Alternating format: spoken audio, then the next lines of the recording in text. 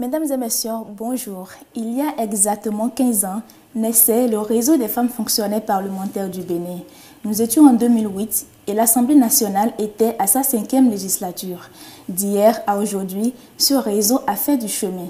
La femme parlementaire d'il y a 15 ans est-elle plus épanouie dans son milieu de travail aujourd'hui? Quels sont les défis qui ont été relevés par les femmes fonctionnaires parlementaires grâce à ce réseau qui les rassemble et quels sont ceux qui les attendent encore? À la faveur de ce 8 mars consacré à la Journée internationale des droits de la femme, j'ai le plaisir de recevoir pour vous sur ce plateau 2 dames.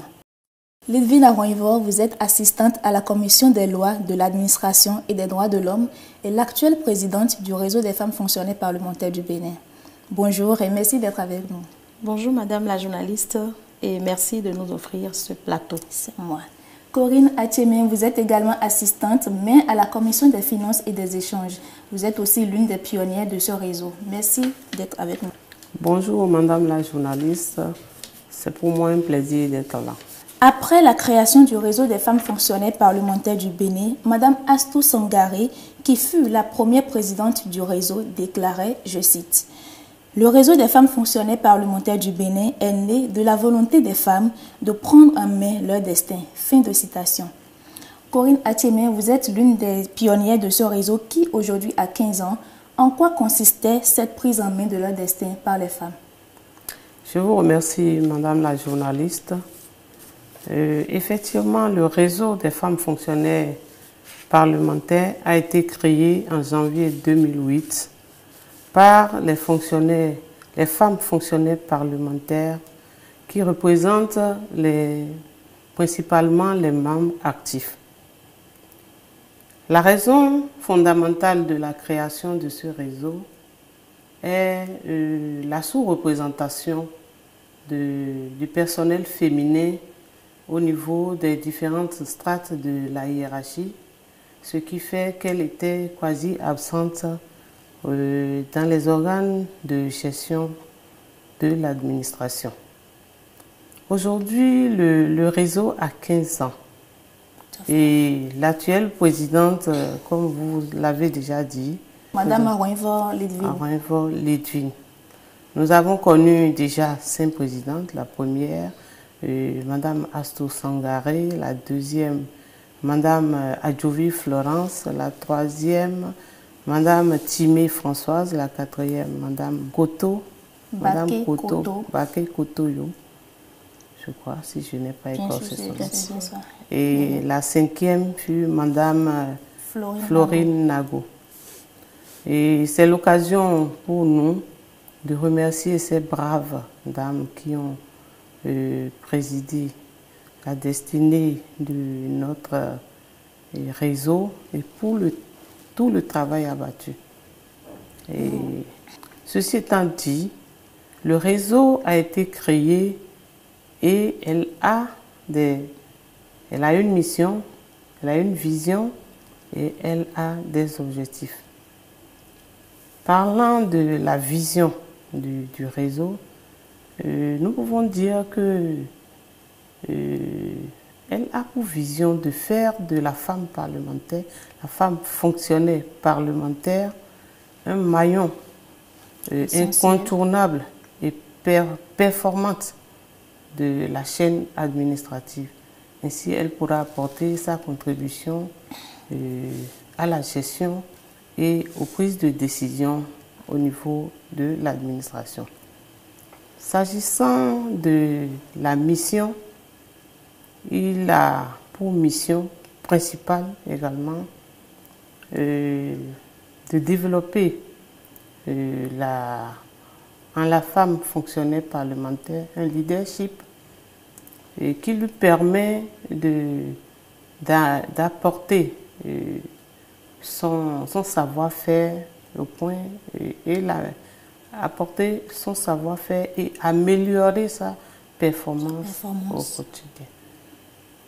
Elle a également, le réseau du moins a également pour mission de développer le savoir-faire en lobbying pour pouvoir rencontrer les autorités, les députés et y apporter également sa contribution à ce niveau. L'objectif principal que je pourrais évoquer au niveau de ces réseaux, c'est d'accompagner les parlementaires au plan économique, social et culturel.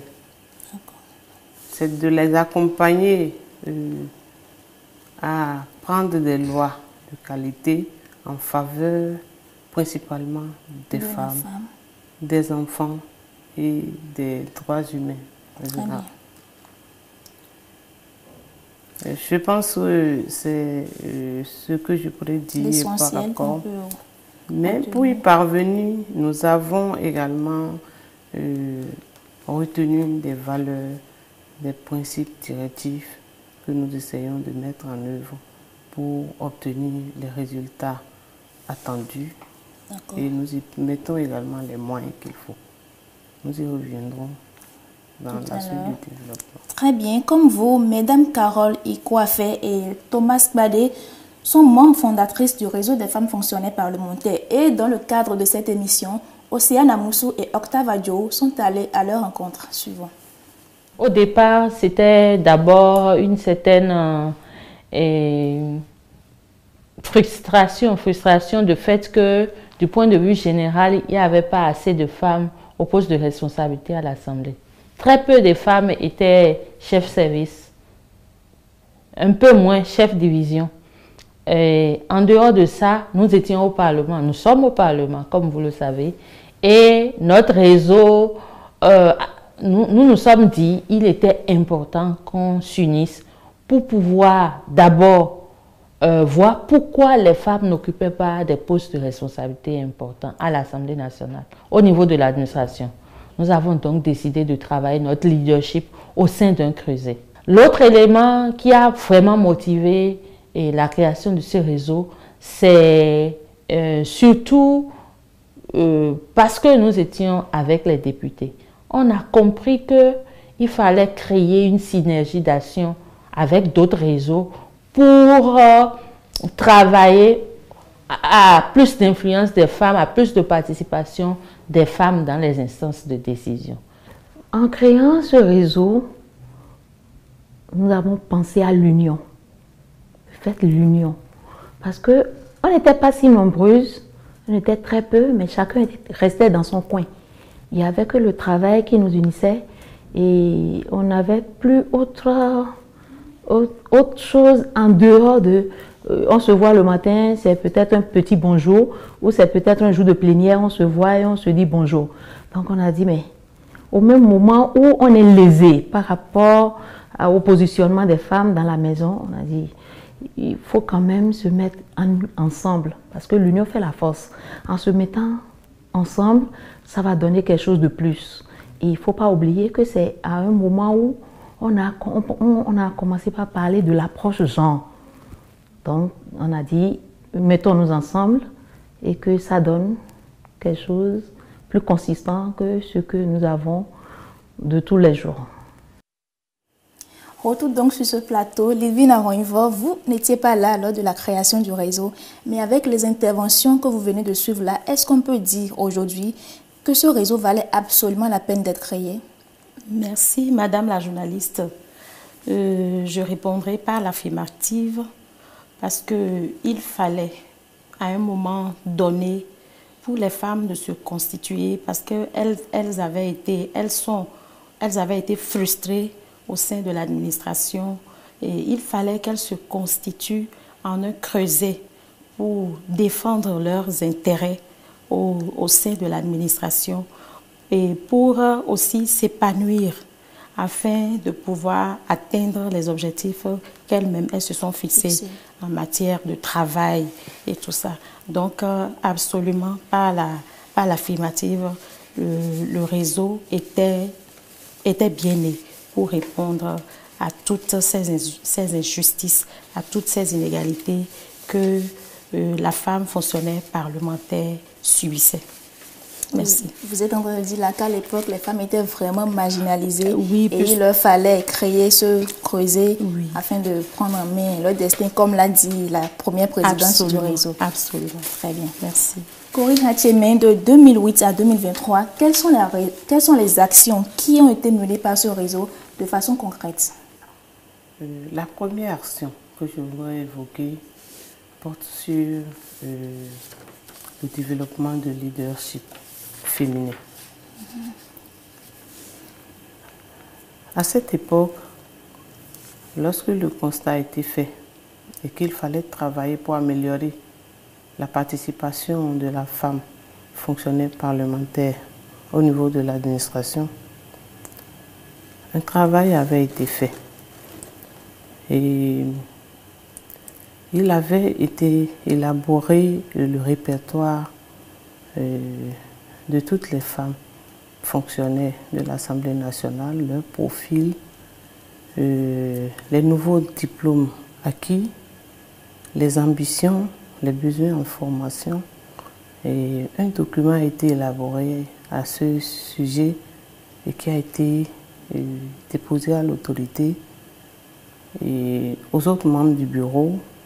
Et des lobbying ont été également faits à l'endroit des personnes qui pourraient d'une façon ou d'une autre intervenir ou agir pour que justice soit faite. Donc je dirais que au niveau du développement du leadership féminin, un véritable travail a été fait à ce niveau. Et je voudrais au passage remercier également Madame Astou Sangaré et son bureau qui, pendant cette période, a véritablement mouillé le maillot pour que les résultats soient. Ceci étant dit, nous avons également eu des ateliers, des formations, des renforcements de capacités dans le domaine de l'appropriation des méthodes, approches techniques de leadership à utiliser pour pouvoir approcher les autorités et partager notre préoccupation et apporter également nos contributions. Donc là, il s'agit des questions de formation et de renforcement de capacités. Et les réalisations durant ces 15 ans ont porté principalement sur ces renforcements de capacités. Et il y a également eu des actions de protection de l'environnement qui a consisté à la mise en terre de plants d'arbres aux occasions des journées de l'arbre. Et des actions, un autre axe d'action, c'est les actions sociales, où les membres du réseau vont assister des personnes qui sont en situation difficile et qui sont fragiles, et des soutiens matériels, financiers et parfois moraux. Il y a également un dernier axe qui est les actions de lobby.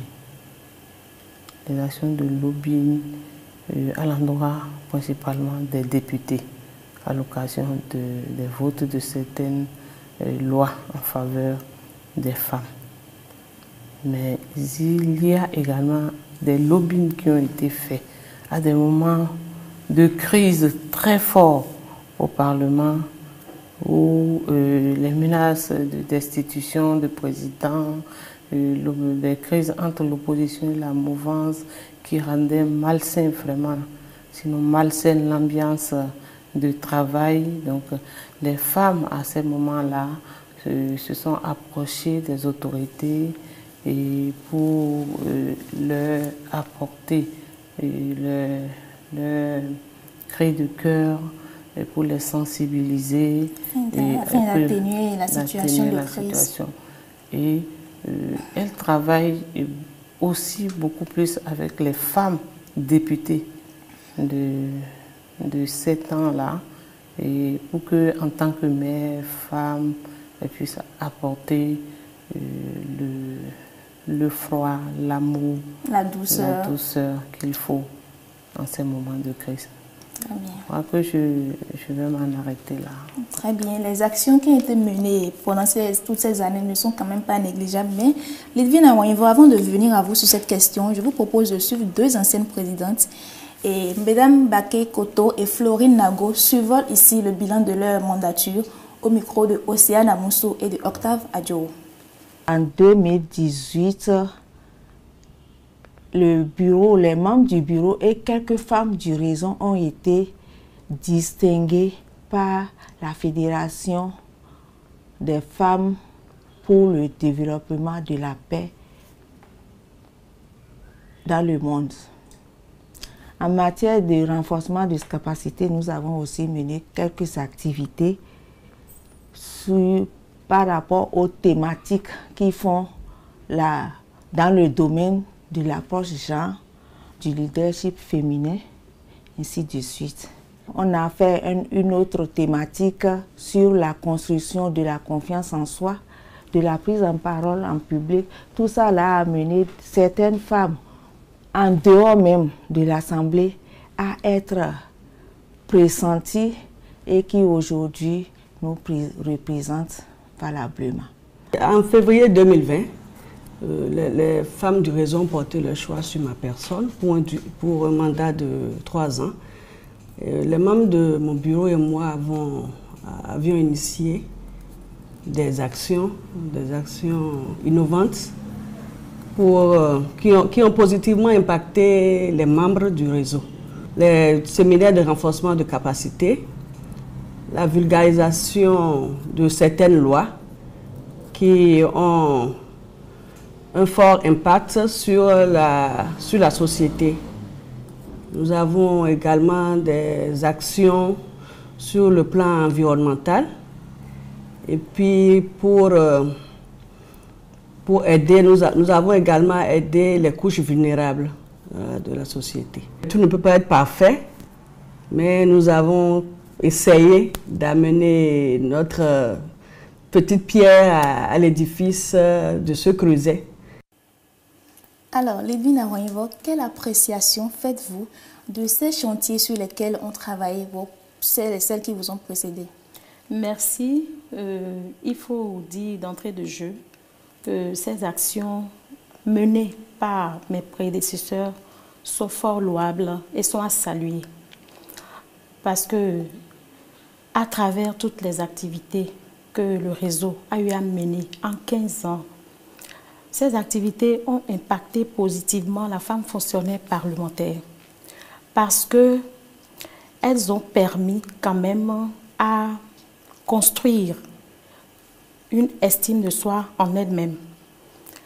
Elles ont relevé leur estime de soi et accru leur confiance en soi. En dehors de ça, ces activités ont permis à la femme fonctionnaire parlementaire d'améliorer ses qualités intrinsèques. Parce qu'à un moment donné de sa vie de fonction à l'Assemblée nationale, elle a peut-être ressenti qu'elle a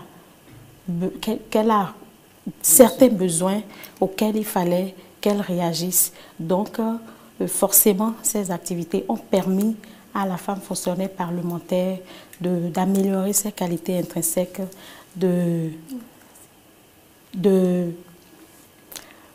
désormais avoir certaines aptitudes. Parce qu'au sein de l'administration parlementaire, désormais, il y a des compétences qui ne manquent pas. Qui ne manquent pas par rapport à tel ou tel autre poste. Donc, en dehors de ça, ces activités ont permis au niveau un peu plus éloigné ou bien un peu plus élevé, ces activités ont permis à l'Assemblée nationale, au Parlement, d'atteindre ces objectifs, les objectifs constitutionnels des députés. Parce qu'elles ont quand même œuvré à la sensibilisation par rapport à telle ou telle autre loi. Elles ont sensibilisé les populations, leurs collègues par rapport à plusieurs chantiers. D'accord, nous savons que sous la 8e législature, plusieurs lois ont été votées en faveur de la femme au Bénin, telles que la loi 2021-11 du 20 décembre 2021 portant dispositions spéciales de répression des infractions commises à raison du sexe et protection de la femme, la loi numéro 2021-12 du 20 décembre 2021 modifiant et complétant la loi numéro 2003-04 du 3 mars 2003 relative à la santé sexuelle et la reproduction. Nous avons également la loi numéro 2021-13 du 20 décembre 2021 modifiant et complétant la loi numéro 2002-07 du 24 août 2004 portant code des personnes et de la famille. Alors, en quoi ces lois favorisent-elles l'épanouissement des femmes au Bénin, selon vous? Merci. Les dirigeants de notre pays ont fait de l'une de leurs priorités majeures la promotion et la protection des droits de la femme. Et ceci se traduit par un certain nombre de mesures, d'où l'adoption de ces 3 lois que vous avez citées.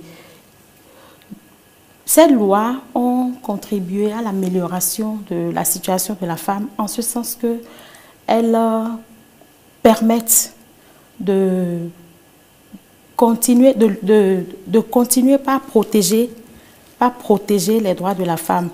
Elles permettent à la femme de s'épanouir en matière de santé. Si nous prenons la loi sur la santé sexuelle et la reproduction, cette loi va permettre d'encadrer un tant soit peu les avortements auxquels les femmes sont enclines et qui, à la longue, ont des conséquences énormes et néfastes sur la santé de la femme. Donc, globalement, ces lois ont permis d'élever le niveau de protection des droits de la femme et garantir dans le long terme un certain nombre de mesures. Corinne Achebe, je vais vous poser la même question. Quel est votre regard sur ces lois votées par la 8e législature? Je vous remercie, madame la journaliste. Je pense que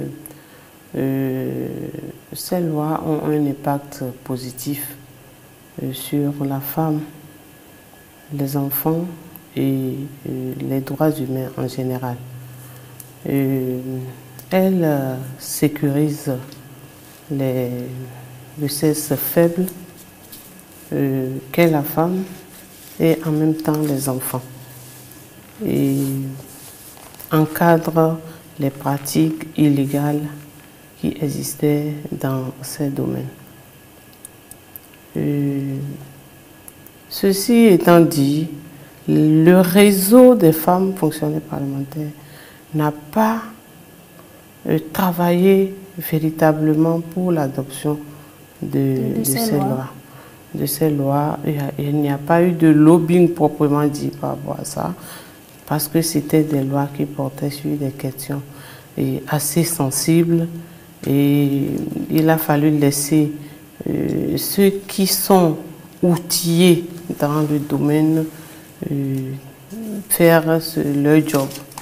Ce que la femme, le réseau des femmes a ensuite fait, c'est prendre l'engagement de vulgariser le contenu de ces lois. D'abord de s'approprier le contenu de ces lois, ensuite de les vulgariser, de communiquer autour, de faire ressortir les aspects positifs de ces lois et afin que les femmes soient suffisamment informées, la population connaisse le contenu et que tout le monde mette en pratique ces bonnes pratiques pour l'amélioration des conditions de la population en général. Très bien. Alors aujourd'hui, la représentativité des femmes dans l'administration au poste de responsabilité s'est sensiblement améliorée, n'est-ce pas? Absolument. Quel est le regard que vous portez sur le travail accompli par les femmes fonctionnaires parlementaires ainsi redéployées? Ok, merci beaucoup. Donc je disais tout à l'heure que les dirigeants de notre pays ont fait de leur priorité la promotion de la femme. Et ceci se dénote au sein de notre administration parlementaire, car de plus en plus, nous avons la première autorité qui a noté un certain intérêt à confier des postes de responsabilité aux femmes. Parce que non seulement les femmes ont montré de nos jours qu'elles sont capables de briguer certains postes, puisqu'elles en ont les compétences. Et ceci induit des résultats au sein de l'administration par rapport à un certain nombre de choses. Donc, nous relevons à ce niveau que au sein de l'administration parlementaire, nous avons une performance de la femme fonctionnaire parlementaire. Alors, nous avons écouté tout à l'heure les actions qui ont été menées par ce réseau pendant ces dernières années, puisque vous êtes désormais la présidente du réseau des femmes fonctionnaires parlementaires du Bénin. Dites-nous de façon brève vos perspectives pour les années à venir. Merci Madame la journaliste. Nos perspectives sont vraiment pas les moindres. Tout d'abord, nous allons poursuivre tout ce qui a été entamé par les mandatures précédentes. Continuer, poursuivre les renforcements de capacité à travers les séminaires, histoire de continuer par implémenter la qualité intrinsèque de la femme à certains niveaux de décision. En dehors de ça, et c'est le lieu de remercier nos partenaires et la première autorité de l'Assemblée pour leur soutien permanent, qui nous aide à pouvoir mener les activités de réseau à travers les subventions qu'ils octroient au réseau. Mais ça ne suffit pas. Nous allons continuer dans ce sens et pourquoi pas diversifier ou bien multiplier les partenariats avec d'autres partenaires financiers, techniques pour faire davantage grandir le réseau. Comme autre perspective, et nous ne sommes pas sans savoir que l'administration parlementaire est sujette à plein de réformes et ceci doit se faire ressentir au niveau des structures qui travaillent avec l'Assemblée nationale. D'où il est évident que vos perspectives sont assez énormes, mais malheureusement, nous n'allons pas avoir le temps de tout citer sur ce plateau.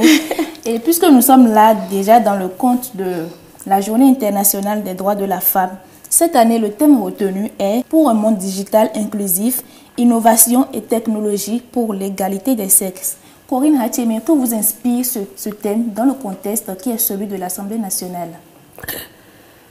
Je vous remercie. Très rapidement. Je vous remercie, Madame la journaliste, mais vous allez m'excuser parce que je ne saurais passer à cette question sans exprimer ma gratitude aux différents présidents qui sont passés et particulièrement au président de l'Assemblée nationale.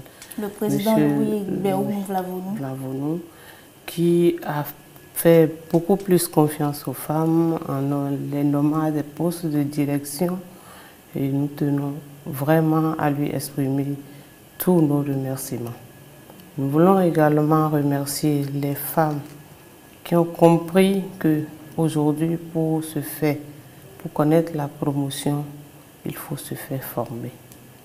Lorsque nous sommes compétentes, nous avons les aptitudes, il n'y a plus de nomination sexiste. Par rapport au thème de la journée, je pense que c'est une opportunité pour le réseau des femmes fonctionnaires parlementaires, les femmes en général, de comprendre que la digitalisation est désormais chantier et que les femmes doivent aborder et se fait former afin de se mettre au même niveau de compétences que le reste de la population. Nous avons tout intérêt pour éviter de creuser à nouveau l'écart qu'il y a déjà entre les hommes et les femmes, pour pouvoir continuer à bénéficier de la confiance de ceux qui font nos promotions. Madame Lidvina Aroinvoh, vous avez des éléments de réponse à ajouter? Ce que vous inspire ce thème dans le contexte qui est celui de l'Assemblée nationale? Oui, je vais compléter Madame Corinne Hacheme qui a déjà planté le décor. Nous ne sommes pas sans savoir que le monde se digitalise aujourd'hui à une vitesse de croisière.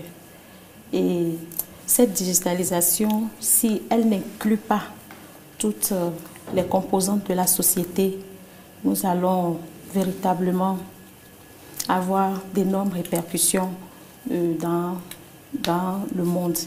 Donc c'est fort de cela que pour la commémoration de la Journée internationale de la femme, le réseau a réfléchi et a retenu un thème qui cadre quand même avec celui retenu par l'ONU. Ce thème s'intitule « La femme fonctionnaire parlementaire face au défi de la dématérialisation pour une administration plus performante ». Très bien, merci beaucoup. Mesdames et messieurs, vous l'aurez compris, nous sommes arrivés à la fin de cette émission. Je recevais pour vous sur ce plateau Lidvina Aroinvoh, présidente du réseau des femmes fonctionnaires parlementaires du Bénin. Merci d'avoir été sur ce plateau. Merci, madame. Corinne Hacheme, assistante à la commission des finances et des échanges et l'une des pionnières de ce réseau. Merci d'avoir été là. C'est moi. Je vous remercie. Merci à toute l'équipe technique et merci à vous aussi, téléspectateurs, de nous avoir suivis. Je vous dis au revoir et à très bientôt.